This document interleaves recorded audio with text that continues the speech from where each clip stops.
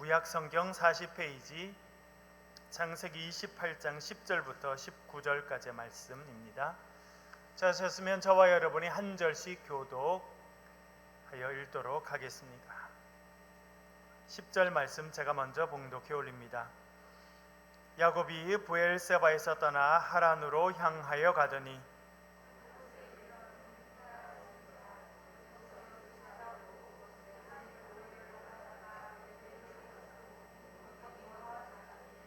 꿈에 본즉 사닥 다리가 땅 위에 서 있는데 그 꼭대기가 하늘에 닿았고 또 본즉 하나님의 사자들이 그 위에서 오르락 내리락 하고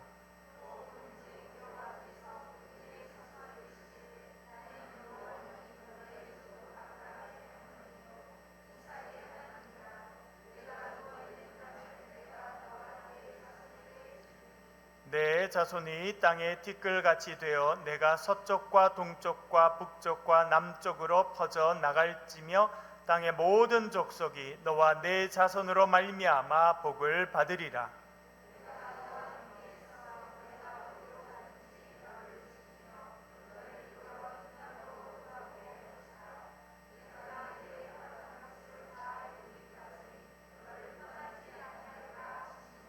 야곱이 잠이 깨어 이르되 여호와께서 과연 여기 계시거늘 내가 알지 못하였도다.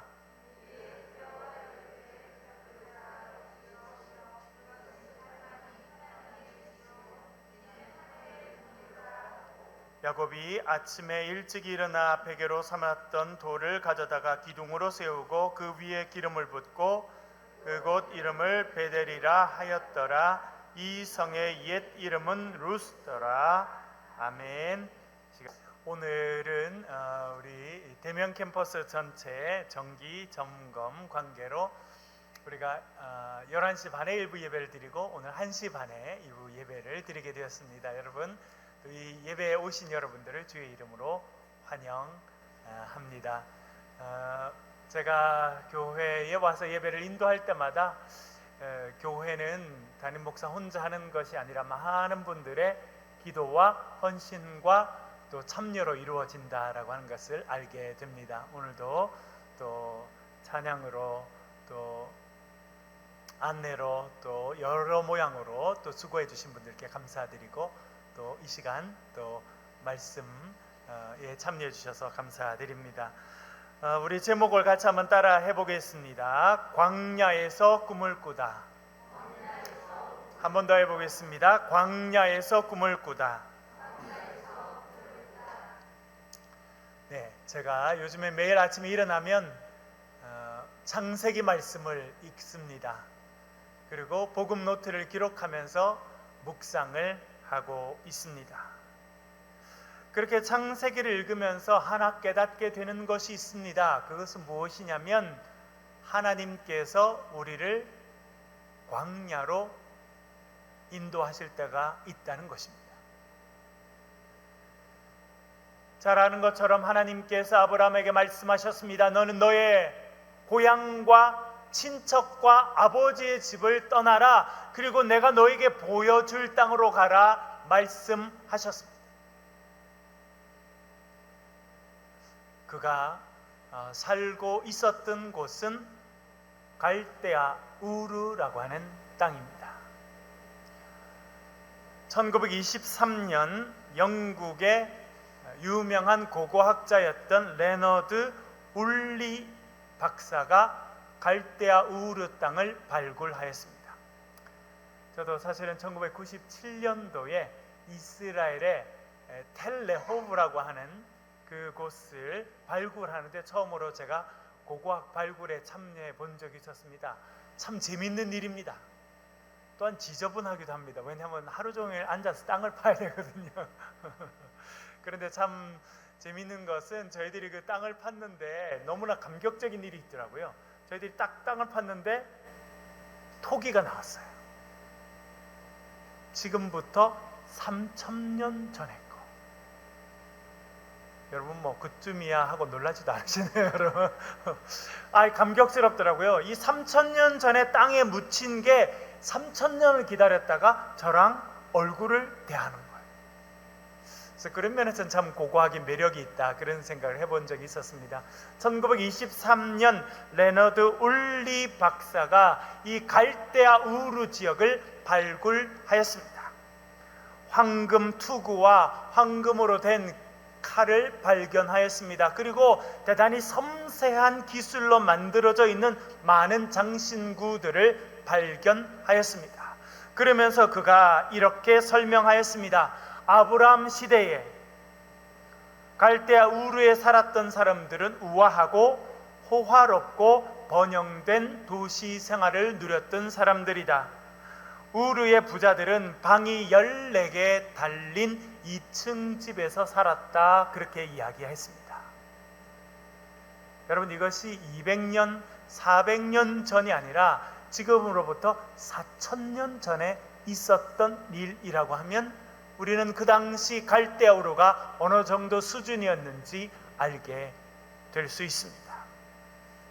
그렇게 호화롭고 아름다운 문명이 꼽혀 있던 그 갈대아 우르에서 아브라함이 살고 있었습니다. 하나님께서 그에게 말씀하셨습니다. 너의 고향과 친척과 아버지의 집을 떠나라. 그리고 내가 너에게 보여줄 땅으로 가라 말씀하셨습니다. 아브라함은 그 말씀에 순종했습니다. 길을 떠났습니다. 먼 길을 가서 드디어 하나님께서 허락하시는 약속의 땅에 도착했습니다. 그곳에는 방 14개가 딸린 집이 없었습니다. 세밀하게 가공된 그런 황금으로 된 칼도 없었습니다. 하나님께서 이끌어 가신 그곳은 광야였습니다. 너무나 화려한 인간들이 만들어낸 문명 가운데 살고 있던 아브라함을 하나님께서 불러내셔서 약속의 땅으로 인도해 가셨습니다. 그가 도착한 약속의 땅은 광야였습니다.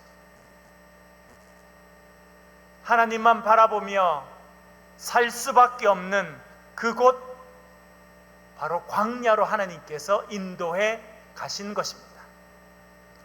복음송 중에 광야를 지나며 라고 하는 그런 노래가 있습니다. 그 가사의 일부는 이렇습니다. 주님만 내 도움이 되시고 주님만 내 빛이 되시는, 주님만 내 친구 되시는 광야, 주님 손 놓고는 단 하루도 살 수 없는 곳 광야, 광야에 서 있네.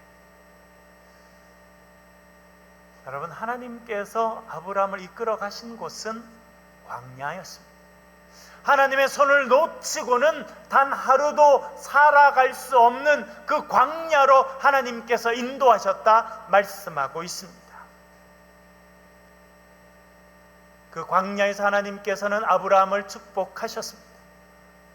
눈을 들어 하늘을 바라보게 했습니다. 밤하늘에 있는 많은 별들을 세어보라 말씀하셨습니다. 그 별들을 다 헤아릴 수 없었습니다. 주님께서 말씀하셨습니다. 너의 자녀가 하늘의 별과 같을 것이다 말씀하셨습니다. 광야에서 그는 하늘을 바라보았습니다. 주의 말씀을 들었습니다. 그리고 위대한 꿈을 꾸게 된 것입니다. 그리고 하나님께서 보내신 그 광야에서 그는 믿음의 조상으로 거듭나게 되었음을 성경이 말씀해 주고 있습니다.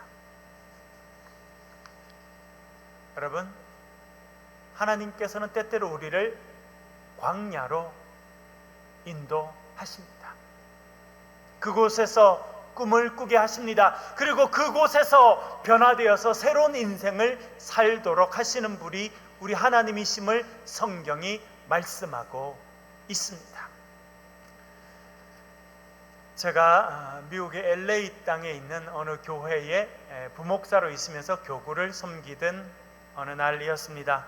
한국에서 한 가정이 미국으로 오셔서 교회를 등록하셨고, 제가 그 집 이제 새 가정 신방을 하게 되었습니다. 남편분은 미국의 유명한 학교에서 컴퓨터 공학으로 박사학위를 받으시고 유명한 대학 교수를 거쳐서 벤처기업을 이끌어가는 사장님이셨습니다. 그 와이프 되시는 분도 박사학위를 받으시고 대학 교수를 거치셔서 그분은 기업을 3개나 이끌어 가시는 회장님이셨습니다. 그리고 그 아내분은 대통령 경제자문위원을 거칠 만큼 상당히 영향력 있는 분으로 활동하는 분이었습니다. 두 분이 공부도 하시고 또 기업도 이루시느라 늦게 이제 결혼을 하셔서 아이를 낳게 되셨습니다. 그 아이가 초등학교 4학년이었는데 그 아이를 교육하기 위해서 미국으로 오시게 되셨습니다. 그 회장님으로 불리시는 그 여성분의 부모님들도 이제 미국에 오셔서 아주 널쩍한 그런 집에 집을 구하셔서 살고 계셨습니다. 그러다가 아버지께서 한국으로 잠깐 들어가셨는데 새벽에 교회 새벽 기도를 다녀오시다가 쓰러지셔서 중환자실에 장기 입원하게 되셨습니다. 겨울 방학을 하게 되자 그 아이를 데리고 그 따님이 그 집사님이 이제 한국으로 다시 들어가셨는데 한국에 들어가자마자 아이가 머리가 아프다고 하더라는 거예요. 그래서 병원을 데리고 가서 MRI를 촬영을 했답니다. 그런데 너무나 충격적인 소식을 듣게 됩니다. 아이의 뇌의 가장 깊은 부분에 종양이 있다는 것입니다. 뇌 종양 2.2cm의 종양이 발견되었다는 이야기를 들었다는 것입니다. 그분이 알고 있는 유력한 분들이 계셔서 우리 한국에서 유명하다고 불려지는 5개 병원을 차례로 다니면서 검진을 했습니다. 결과는 똑같았습니다. 뇌 한 복판에 2.2cm의 뇌 종양이 있다는 것입니다. 그리고 세브란스 병원에서 소아 뇌 종양을 담당하시는 의사 선생님을 만났습니다. 그 선생님께서 검사 결과를 보시더니 이야기하시더랍니다. 자기 소견에는 이 아이가 1년 안에 죽을 것 같으니 마음의 준비를 하는 것이 좋겠다. 그래서 기업의 회장님이시고 대통령 경제자문을 지내신 그분이 그 연세대학 병원 앞길에 퍼질러 앉아서 우셨답니다. 얼마나 충격적이었습니까? 그 일로 인해서 다른 모든 것을 내려놓고 그 가정은 기도원으로 들어가시게 되셨습니다. 그리고 전적으로 하나님께 매달려서 기도하기 시작하셨습니다. 그분이 간증문을 한번 적어서 발표한 적이 있는데 거기에 그런 내용이 있습니다. 하나님, 저는 아브라함이 이삭을 바치는 그런 일을 저는 절대로 할 수 없습니다. 자기가 그렇게 기도했는데 갑자기 마음에 이런 음성이 있더랍니다. 그러면 네가 하나님보다 그 아들을 더 사랑한다는 말이냐? 그래서 자기가 회개했답니다. 하나님, 그렇지는 않습니다. 회개하면서 기도하였답니다. 그렇게 한참을 눈물로 기도하는데 옆에 있던 아들이 하나님께서 자기에게 음성을 들려주신다고 하면서 자기한테 이야기하더라는 겁니다. 뭐라 말씀하시냐면 네가 그 기도할 때까지 기다렸다. 그렇게 말씀하시더라고요. 더 전적으로 매달려서 기도를 하였습니다. 며칠 거기서 기도원에서 날을 보내고 새해 첫날을 맞이하게 되었습니다. 첫날을 기도하면서 맞이했습니다. 그런데 옆에 있던 아들이 또 다시 하나님의 음성이 자기에게 있다고 하면서 엄마에게 이야기하더랍니다. 엄마, 하나님께서 이제부터는 감사하라고 하셔. 그렇게 이야기하더라고요. 그래서 자기는 도대체 감사할 것이 뭐가 있는데 이런 형편에서 어떻게 감사하라고 하시느냐, 그런 마음이 들었다는 것입니다. 그러나 하나님께서 그렇게 말씀하시는 것을 인정하고 기도 내용을 바꿨다, 그렇게 간증하셨습니다. 여러 가지 이야기가 있습니다만, 그 뒤에도 여러 가지 일이 있습니다만, 결론적으로 그 아들은 지금 청년이 돼서 아주 열심히 활동하고 있습니다. 청년들이 요즘에 제일 많이 하는 게 페이스북이 아니라 인스타그램이라고 하는 거거든요. 그 인스타그램에 아주 유명한 그런 유명 인사가 돼서 열심히 활동하는 청년이 되었습니다. 여러분, 하나님께서 그 가정을 광야로 불러내신 것입니다. 그 아들의 머릿속에서 발견된 그 뇌 종양으로 인해서 모든 사회 생활들을 뒤로 두고 하나님 앞으로 나아가게 됐습니다. 바로 그곳이 광야였던 것입니다. 여러분, 때때로 하나님께서는 우리를 광야로 인도하십니다. 어떤 데는 병원에 누워서 치료를 받아야 될 그 순간을 경험하게 됩니다. 때때로는 그것이 우리의 삶의 광야인 것입니다. 어떤 때는 잘 되던 사업을 내려놓고 그 사업의 어려움을 경험하면서 우리가 혼자 사무실에 남겨져서 인생을 고민할 수밖에 없는 시간을 경험할 때도 있습니다. 그때가 광야입니다. 때때로는 자식이 잘 돼서 대학을 가게 됩니다. 또 좋은 직장을 가게 됩니다. 그러나 그곳이 광야가 될 때가 있습니다.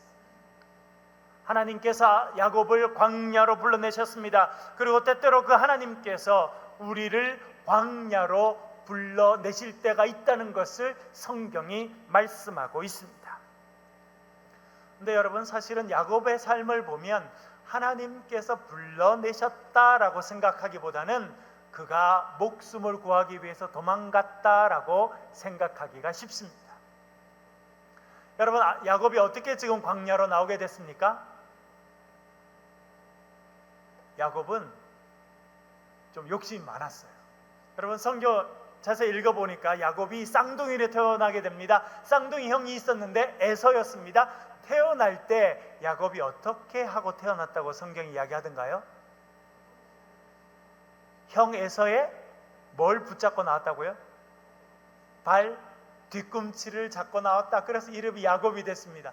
여러분, 왜 걔가 태어나면서 형 발 뒤꿈치를 붙잡았을까요? 어떤 마음이었다고 생각이 됩니까? 둘째로 태어난 게 억울했던 것 같아요. 형 기다려, 내가 먼저 나가야 돼. 그렇게 하고 아마 발을 잡아 당기는 중에 쓱 나오게 돼서 둘째로 태어나게 된 게 아닌가 생각이 듭니다. 그런 평생 둘째로 태어난 것이 마음에 들지 않았습니다. 그는 장자가 되고 싶었습니다. 형이 되고 싶었습니다. 특별히 장자가 누리게 되는 그 시대의 그 문화적인 혜택들을 자기가 갖고 싶지 않았을까 생각이 듭니다. 하루는 형이 사냥하다가 나아가서 지친 채로 돌아옵니다. 팥죽 한 그릇을 내밀고 장자의 권한을 사게 되었습니다. 끝이 아닙니다. 어느 날 연로하신 아버지 이삭이 형을 부릅니다. 에서야, 나가서 사냥해 오너라. 네가 사냥한 것으로 별미를 만들어 오면 내가 그것을 먹고 너에게 축복하겠다. 그렇게 이야기하였습니다. 그 이야기를 엄마 리브가가 들었습니다. 아버지는 남자답고 사냥을 좋아하는 형 에서를 좋아했습니다. 엄마는 엄마 옆에서 엄마를 잘 도와주고 그렇게 가정적인 야곱을 좋아했습니다. 엄마와 야곱이 손을 잡고 아버지를 속이게 됩니다. 형인 척하고 들어가서 아버지의 축복 기도를 받았다는 것을 성경이 말해주고 있습니다.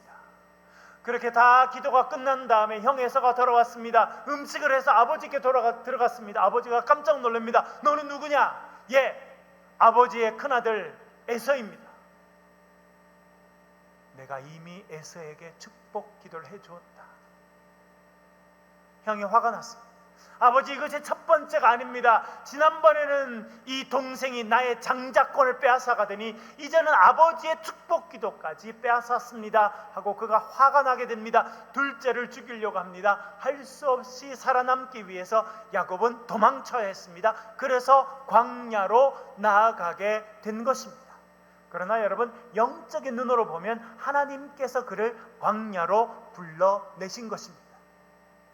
인간적인 권모술수와 속임과 배반이 있는 그곳에서 하나님께서는 광야로 불러내셨다, 그렇게 이해할 수 있습니다. 그 증거가 어디 있습니까? 우리 11절과 12절을 같이 한번 소리내서 읽겠습니다. 프린트물 보시고 같이 읽겠습니다. 시작. 한 곳에 이르러는 해가 진지라. 거기서 유숙하려고 그곳에 한 돌을 가져다가 베개로 삼고 거기 누워 자더니 꿈에 본즉 사닥다리가 땅 위에 서 있는데 그 꼭대기가 하늘에 닿았고 또 본즉 하나님의 사자들이 그 위에서 오르락 내리락 하고 아멘. 그는 목숨을 부지하기 위해서 광야로 달려 나왔습니다. 한참을 걸었는데 해가 지게 되었습니다. 어두워졌습니다. 더 이상 걷지 못해서 그는 적당한 곳을 골라서 돌 하나를 베개 삼아 누워서 잠들게 되었습니다. 그런데 그 광야에서 꿈을 꾸게 됩니다. 사닥다리가 하늘로부터 땅에까지 다 있었습니다. 그리고 그 사닥다리 위로 하나님의 사자들, 천사들이 오르락 내리락 했다고 그렇게 알려주고 있습니다. 여러분, 천사들은 천상의 존재들입니다. 그래서 하늘에 살고 있습니다. 하늘에서부터 사닥다리가 내려지면 그 천사들이 당연히 내리락 오르락, 내려왔다가 올라가야 되는데 성경의 표현은 뭐라 말합니까? 오르락 내리락 했다, 그렇게 말합니다. 여러분, 이 표현은 참 재미있는 표현입니다. 이 표현이 다시 나타나는 곳이 있습니다. 그것이 요한복음 1장입니다. 요한복음 1장 51절 같이 한번 읽어보겠습니다. 읽겠습니다. 시작. 또 이르시되 진실로 진실로 너희에게 이르노니 하늘이 열리고 하나님의 사자들이 인자 위에 오르락 내리락 하는 것을 보리라 하시니라. 아멘. 예수님께서 말씀하십니다. 하늘이 열리고 하나님의 사자들이 인자 위에, 인자라고 하는 것은 예수님께서 당신 자신을 가리켜 말씀하실 때 늘 인자라고 말씀하셨는데요, 인자 위에 오르락 내리락 하리라 말씀하십니다. 여기서 또 오르락 내리락이라고 하는 표현이 등장하고 있습니다. 여러분, 학자들의 의견에 의하면 예수님께서 이 말씀을 하실 때 예수님은 구약 야곱이 잠들었고 꿈꿨던 것을 상상하고 생각하고 계셨다라고 하는 것입니다. 야곱이 잠들었을 때 그 천사들이 오르락 내리락 했듯이 그 천사들이 인자 위에 오르락 내리락 할 것이다, 그렇게 말씀하고 있는 것입니다. 여러분, 왜 천사들이 내려왔다가 올라가지 않고 올라갔다가 내려왔을까요? 저는 이것이 영적인 의미가 있다 생각됩니다. 무엇이었냐면 천사들이 그곳에 기다리고 있었다는 것입니다. 야곱은 광야를 걷다가 어두워졌기 때문에 그저 한 곳을 정해서 그곳에서 누워서 잠을 청했습니다. 돌베개를 베고 잠들었습니다. 그러나 바로 그곳이 하나님께서 천사들을 보내셔서 준비한 곳이었다고 하는 것을 그는 나중에 깨닫게 됩니다. 여러분, 나중에 그가 그곳을 이름했는데 뭐라고 이름을 붙입니까? 벳엘입니다. 베트라고 하는 말은 히브리어로 집이라는 뜻입니다. 엘, 하나님이라는 뜻입니다. 벳엘, 하나님의 집이라는 것입니다. 그는 그저 광야를 걷다가 한 곳에 머물러서 그곳에 잠들었는데 그곳은 하나님이 거하시는 집 벳엘이었다고 하는 것을 알게 됩니다. 여러분, 이것은 우리에게 대단히 중요한 영적인 의미를 줍니다. 그것은 무엇이었냐면 하나님께서는 섬세한 섭리 가운데 야곱을 그곳으로 인도하셨다라고 하는 것입니다. 여러분, 때때로 하나님께서는 우리를 하나님의 섭리 가운데 이끌어 가시는 분이십니다. 그리고 저와 여러분들을 때때로 광야로 불러내십니다. 그 광야가 어디입니까? 여러분들이 오늘 밤 잠드는 그곳이 광야입니다. 오늘 여러분이 출근해서 일하시는 그 사업터와 직장이 광야일 때도 있습니다.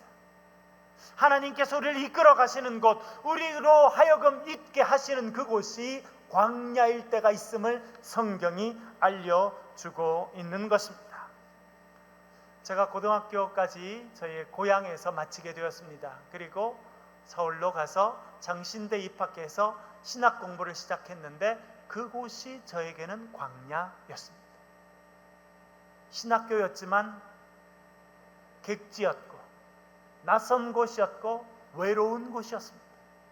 주중에는 제가 우리 친구들이랑 아주 어울려서 즐겁게 공부도 하고 학교생활 참 재밌었어요. 그런데 힘든 날은 금요일 저녁이었어요. 친구들이 집으로 다 갑니다. 또 같이 기숙사 살았던 선배들도 봉사로 가고 딴 데로 가고 금요일 저녁에 혼자 기숙사에 남겨질 때가 많이 있었습니다. 외로웠습니다. 저도 집에 가고 싶었는데 그 당시 장신대에서 저희 고향까지 가려 그러면 기숙사에 출발해서 집에 도착할 때까지 10시간이 걸렸습니다. 그래서 제가 간 곳이 학교 바로 뒤에 있는 아차산이라고 하는 곳이었습니다.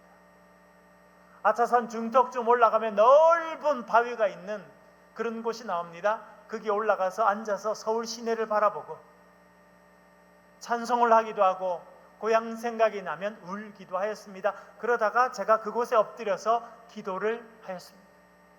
하나님, 제가 신학 공부를 마치는 동안 저에게 먹을 것과 입을 것과 학비를 주십시오.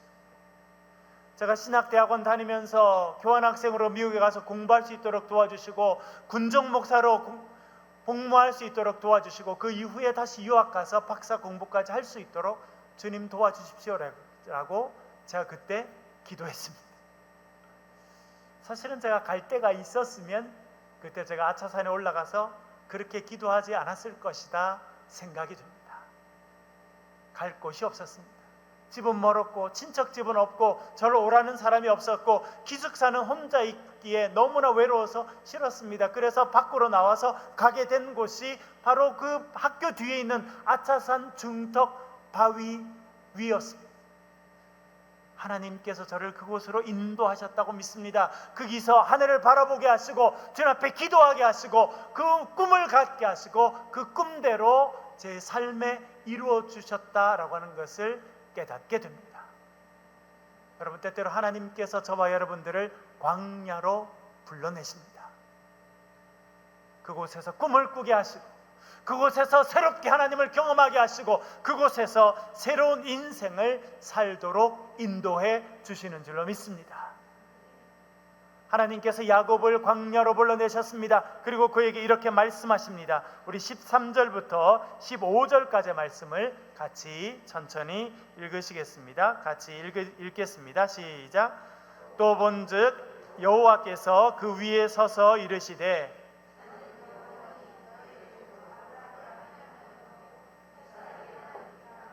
내가 누워있는 땅을 내가 너와 내 자손에게 주리니 내 자손이 땅의 티끌같이 되어 내가 서쪽과 동쪽과 북쪽과 남쪽으로 퍼져 나갈지며 땅의 모든 족속이 너와 내 자손으로 말미암아 복을 받으리라. 내가 너와 함께 있어 내가 어디로 가든지 너를 지키며 너를 이끌어 이 땅으로 돌아오게 할지라. 내가 내게 허락한 것을 다 이루기까지 너를 떠나지 아니하리라 하신지라. 아멘. 여러분, 하나님께서 그를 광야로 이끌어내셨습니다. 그리고 그곳에서 할아버지 아브라함에게 주셨던 약속의 말씀을 그에게 허락해 주셨습니다. 땅의 모든 족속이 너와 내 후손으로 말미암아 복을 받으리라. 하나님께서 아브라함에게 말씀하셨습니다. 그 말씀을 오늘 야곱에게 똑같이 하고 계심을 우리는 보게 됩니다. 또한 주님께서 말씀하십니다. 내가 너와 함께 있을 것이다. 내가 어디로 가든지 너를 지켜줄 것이다. 너를 이끌어서 이 약속의 땅으로 다시 돌아오게 할 것이다. 내가 너에게 약속한 것을 다 이루기까지 너를 떠나지 아니하리라 말씀하셨습니다. 여러분, 이 약속의 말씀이 저와 여러분에게 주시는 하나님의 말씀인 줄로 믿습니다. 여러분과 여러분의 자녀를 통해서 세상의 모든 족속들이 하나님의 은혜를 받는 그런 은혜가 여러분의 삶에 임하기를 주의 이름으로 간절히 축원합니다. 그런데 여러분, 이 말씀이 언제 주어졌다는 것입니까? 여러분 보십시오. 사실은 아브라함에게 주셨던 말씀입니다. 그 아브라함의 아들이 이삭입니다. 이삭의 아들이 야곱입니다. 그러면 우리 생각에는 그 집에서, 그렇죠? 하나님을 위해서 쌓아놓은 좋은 제단에서 양을 잡아서 번제로 드리고 그렇게 예배할 때 하나님께서 나타나셔서 그래, 나는 너의 할아버지 아브라함의 하나님이다. 내가 너에게 복을 주겠다 말씀하실 것 같은데 그렇게 하지 않으셨어요. 아무것도 없는 차가운 바람이 불어오는 먼지 바람이 불어오는 아무것도 없는 그 광야로 하나님께서 불러내시고 그 광야에서 야곱에게 말씀하셨다는 것을 성경이 알려주고 있습니다. 여러분, 때때로 하나님께서 저와 여러분을 광야로 불러내십니다. 우리의 건강을 도구로 하나님께서 우리를 광야로 불러내십니다. 우리의 사업과 직장을 도구로 우리를 광야로 불러내십니다. 때때로 우리의 자녀들로 인한 여러 가지 문제들로 고민하고 아파하면서 하나님께서 우리를 광야로 불러내시는 것입니다.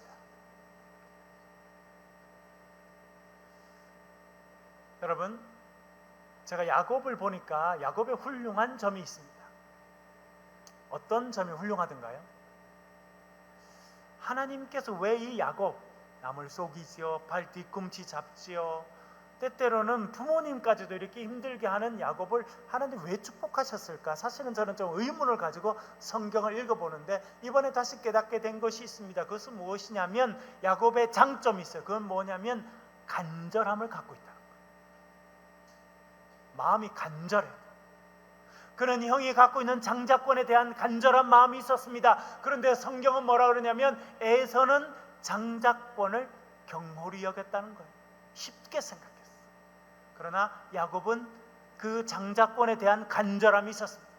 하나님의 축복에 대한 간절함이 있었습니다. 그래서 옳은 방법은 아니었지만 아버지께 들어가서 형인 척하고 그 축복 기도를 받게 된 것입니다. 그것이 그의 간절함이었습니다.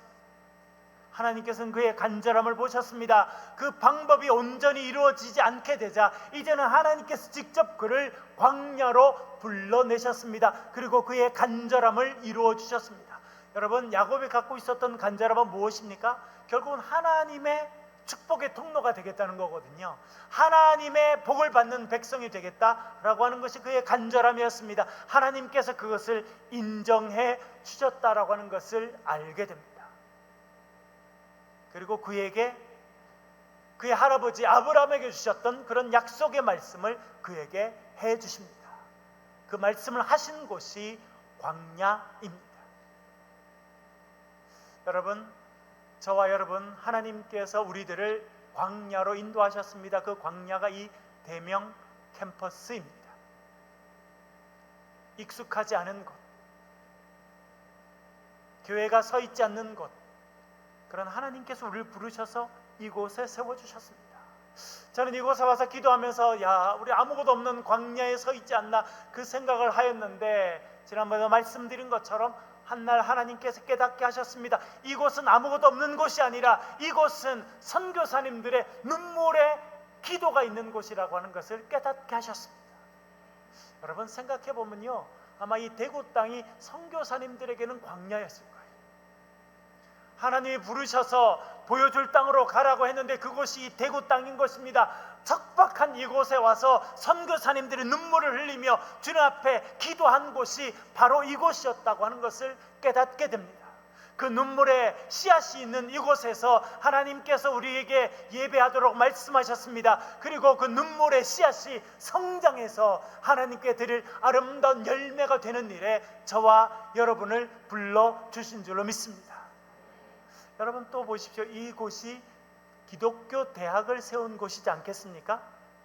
지난번에 말씀드렸습니다만 여러분, 요 뒷문, 우리가 보통 다 정문으로 들어오시는데 요 뒷문이 있습니다. 뒷문으로 가셔서 담을 따라 왼쪽으로 쭉 걸어가시면 거기에 큰 사진들이 현상돼서 붙어 있습니다. 이 학교가 처음 시작돼서 발전됐던 장면들이 있는데 첫 장면은 안두화 선교사님, 아담스 선교사님의 아들인 안두화 선교사님이 이 학교의 첫 벽돌을 놓는 장면이 그려져 있습니다. 사진으로 나와 있습니다. 그러면서 하나님께서 저를 깨닫게 하셨습니다. 이곳은 선교사님들의 눈물이 있는 곳이고, 또 선교사님들이 크리스찬 리더들을 기르기 위해서 이 학교를 시작하셨다고 하는 것을 알게 됩니다. 하나님께서 우리 교회를 이곳에 보내신 것은 이곳을 통해서, 우리 교회를 통해서 이 대한민국과 세계를 섬길 하나님의 일꾼을 기르라고 하는 말씀인 줄로 믿습니다. 여러분, 하나님께서 우리 자녀들을 그런 글로벌 리더로 성장시켜 주실 줄로 믿습니다. 하나님께서 그 꿈을 주셨습니다.